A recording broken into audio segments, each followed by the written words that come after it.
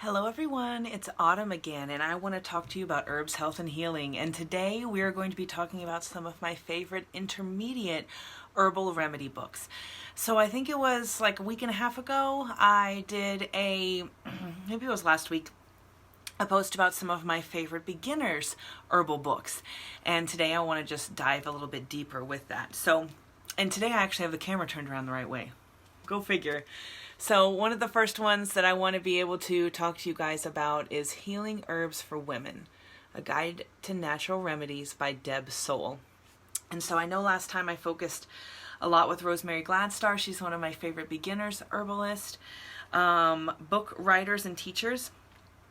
And so I really like this one though because it goes a lot deeper into different kinds of things about pregnancy, about birth. There's even, this is really cool, a moon garden that you can create with different ladies' herbs and things like that. It goes into a lot about the female body, the female organs themselves, and actually this one goes into different things with menstruation and working with the seasons and things like that. So this one is definitely a pretty good one to be able to check out if you want to dive a little bit deeper with ladies. And then Dr. Low Dog, she's an MD and she's also an herbalist, and she wrote Healthy at Home, Get Well and Stay Well Without Prescriptions. So it's really interesting to hear a MD talk about herbalism, right? And I believe she was an herbalist first and then became an MD because she wanted to be legitimate. But it's really cool. She talks about some of kind of what I go into, like the gut is the second brain. You know, she talks in this book, it's somewhat about herbs, but it's also about just general health and being able to stay healthy at home. And especially right now, that's really important, right? So yeah, I would say this would be another one that I would say to include in your kind of intermediate next level home care. And then these next three are definite powerhouses. Which one should I do first? Okay, so first I think I'm going to do the Book of Herbal Wisdom. And this is by Matthew Wood. And it's a pretty thick one. I really like it though because he goes into pages and pages about each herb. So here's here's yarrow, Achillea millefolium. And I really like yarrow because kind of, with the plant signature, it kind of looks like our capillaries, and it's a styptic, it stops bleeding, so kind of a cool plant signature there. And then here's another one. Where's the other part? He goes way deep into nettles, which I think is a really great underutilized nutritive. So I love this Book of Herbal Wisdom because it goes so deep into individual herbs and being able to really learn them. I like to, encourage people to learn, especially in the beginning, kind of one herb or a couple of herbs really deep, so that way then you can apply that learning to other herbs and things like that. So that's where Matthew Wood's the Book of Herbal Wisdom absolutely comes into play. And look at those beautiful echinacea on there for the immune system. Okay, two more.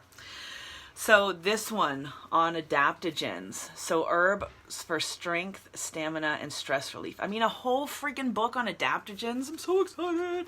This one is, I've been using this one up a whole bunch. And many people know that one of my favorite adaptogens is ashwagandha and then holy basil. So I utilize those a lot. However, this is really neat even of, how it describes exactly what a adaptogen is.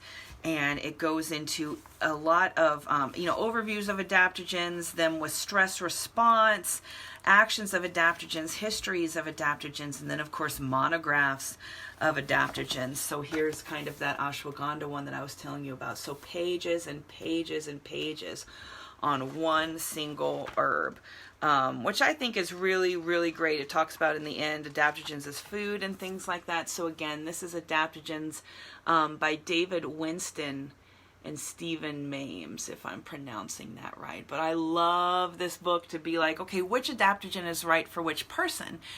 Because, like, for example, rhodiola is very stimulating. So I don't want to give that to somebody who doesn't need extra stimulation, right? So this one is a really great one. So this last one is a little near and dear to my heart, if you will. I actually have a what do you call it, a John Hancock in here signature from the author, because he is one of my instructors.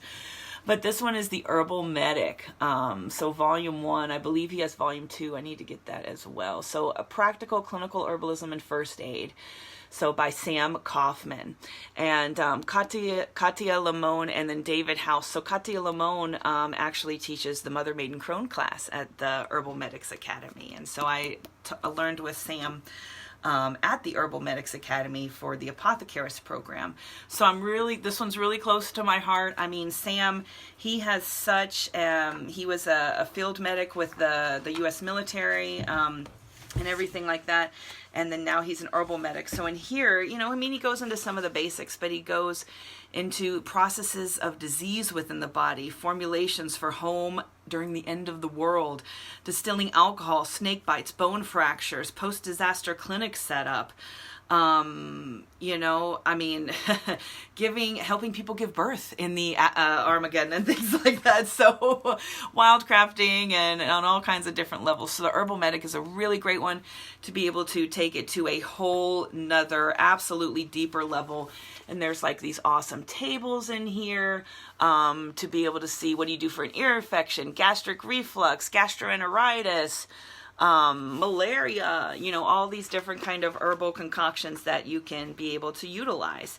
Goes through talking about the distillation process and everything. So the Herbal Medic would be another one on my intermediate list to be able to utilize. So yeah, that's it for today. Tomorrow, if you guys aren't my friend or following me, just to let you know, I'm going to be straining Echinacea tincture, Echinacea purpurea, and I'm going to talk about all of her medicinal benefits, and then I'm going to talk about how I utilize this as a straight tincture, but I also add elderberry syrup in order to make an Echinacea elderberry elixir.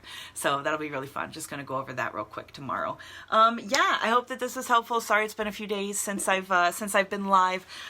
Just been working on some stuff behind the scenes. So yeah, let me know if there's a certain herb that you want me to try to talk about. If you've utilized any of these books, let me know. If you're here live, say hi. And if you're watching the replay, go ahead and hit #replay for me so that I can know that you're here, and tell me about your favorite intermediate herbal books, or if you've ever gotten one of these, or if you're going to go grab some up, let me know what you think about them. So yeah, until tomorrow, I guess, love and light, and I'll see you with good old Echinacea. Mañana. Bye.